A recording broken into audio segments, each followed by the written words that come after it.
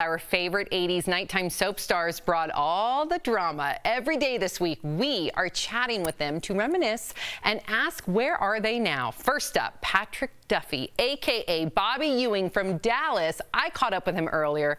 Take a look.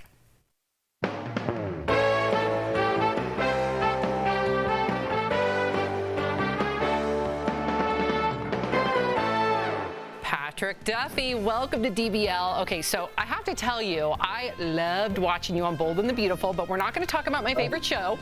We're going to talk. Okay. Yeah, we're going to talk about America's favorite show, Dallas. In fact, our viewers would kill me if I just made it all about Bold and the Beautiful. So the reason why Dallas, obviously, such a big hit, but what I loved about it and what many families can attest to, that it really was, yes you, Patrick, but also the invention of appointment television. I mean, millions of people stayed home every Friday night to tune in. So what was it like being launched into that kind of fame? The whole world knew you. Well, it was, we can only look at it now in retrospect, and we have all of this technology now that we didn't have when we premiered in what was it, 78, I think. We were pushed into a huge ratings reality that just seemed a normal step up in terms of hit shows. And once we realized we were hit shows, we had Larry Hagman, who was recognized worldwide, and he really set the stage of this is just normal, everybody, so get used to it. And now we realize just how important it was that the entire viewing world would stop what they're doing on a specific time at a specific night and just stay glued to the television, and then couldn't do anything about it for 7 more days. Your dirty deals might just get somebody killed one of these days. I'm sure everybody always asks you what's the best part about being or playing, Bobby Ewing, and I want to know that answer. But what was the worst part? Was there a downside? In the very beginning, there was a downside. The show became, all about good versus evil, etc., on various levels, of course. And I was always the good guy, which I really enjoyed doing. But that's a hard character to write for in a very interesting and attention-captivating way. It was great to write for JR or Sue Ellen guzzling down her booze, or right. little Lucy sleeping with everybody but the family, tractor. To this day, I don't wake up or go to sleep not being grateful that Dallas existed in my life. Wow. Listen, it's so nice to hear the gratitude, considering what a gift it was.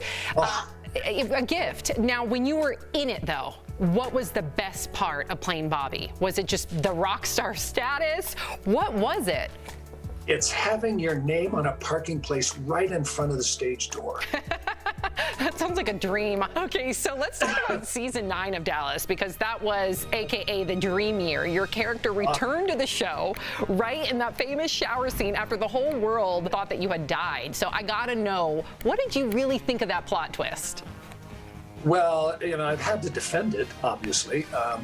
Our audience, our rabid, devoted fans, devoted an entire year emotionally to what they thought was the new incarnation of Dallas, and to then find out that none of it counted. I understood their frustration.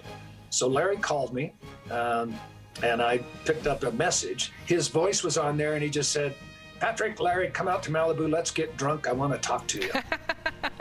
And that's how that basically, the only part that surprised me was that he wanted to talk to me. And I turned to my wife and I said, they're going to ask me back on the show. Wow. And I just knew instinctually. And her immediate reaction was, well, there's no way they can do that unless the whole last year was a dream. Wow. And she did not give them the idea, but Leonard Katzman had the same idea, and he then told me when I went to have a meeting with him. But that was the only way to erase, without getting into a huge half a year of solving that problem, getting rid of that character, et cetera, et cetera.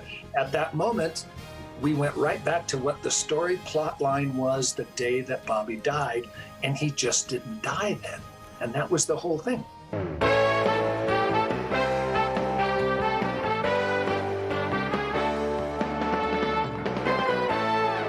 So you spent 43 years with your beautiful wife before her passing just a couple of years ago. To be Actually 45, just so you know. 45. We lived together for 2 years prior to getting married, but we both always considered that 2 years of marriage. I mean, to be in love for over 4 decades, especially in Hollywood, please share your secret. We all want to learn from you. It sounds cliche, but it's not, because there's no other way I can explain it. Let's put it this way. As a college graduate, 2 years out of school when I met her, I might not have drawn up that particular list of attributes that she had, because I didn't know what I wanted until I saw it. It was instant. And then we both realized, well, this is going to happen, so let's make it happen right. And for 45 years, we worked very hard to make sure that first initial attraction, where everything goes, your skin crawls, that it lasted. And it did for 45 years to the very last day of her life. 4 years ago, since she passed, and I am now in the most wonderful, finally, for a second time, a beautiful relationship with a wonderful woman. I know, and in fact, I wanted to, just congratulate on your relationship with Linda Pearl, and of course, our viewers right now know her as Fonzie's girlfriend from Happy Days, right? We all adore her. I tell you something, beef stroganoff, this is my favorite. Oh. You have any ketchup? And I'm just so happy that you were able to find love again. And yeah, so special. How did your relationship develop, though, during a global pandemic? I can't even imagine how that must have been. Well, it's almost, I have to tell people, and I say, please, I understand that everybody suffers in this pandemic, but had it not been for the pandemic, I'm not sure I would be here now. I turned down doing a series with her in 1978. She was going to do a series called The Young Pioneers, and I got offered the script to play her husband. And for some strange reason, I turned it down and took this shot in the dark with a show called Dallas. Mama, contesting Daddy's will, that's a drastic step. And the rest is my television history until about a year ago at one of these celebrity auction signing things that goes on. Linda Pearl comes up and we relive that moment of, oh, you turned down my show, I turned down your show and everything. It's somewhere in the back of my mind, I went, this is a very interesting woman, but nothing happened. I got a film in Canada, went to Canada in March. It was shut down before we started. I flew back to my home in Oregon. We started texting again, and it became once a week, and it became a couple of times a week. And then we thought, well, you want to do FaceTime? We got to know each other so well. And I was in Oregon, she lives in Colorado Springs. And at one point, I just thought, well, it's either now or never. I got to figure out if this is real or not. I jumped in the car and drove 23 hours and ended up at her doorstep, and I haven't left. Oh my gosh, Patrick. Yeah. That is the story.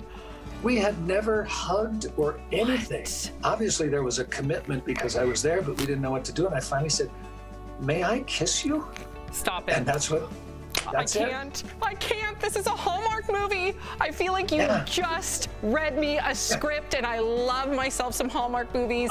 In fact, you guys are so close. Our studio here is here in Colorado. After the pandemic, I would love, we need to get you both on the show after the pandemic, right here in studio. We're in Denver. Absolutely. Yeah. Absolutely. What a beautiful story. Thank you so much, Patrick, for taking the time and for just letting us into your world. I love how transparent you are. It just goes to show why so many people absolutely adore you. And we'll be right back. Thank you so much, Patrick. Okay. You're welcome.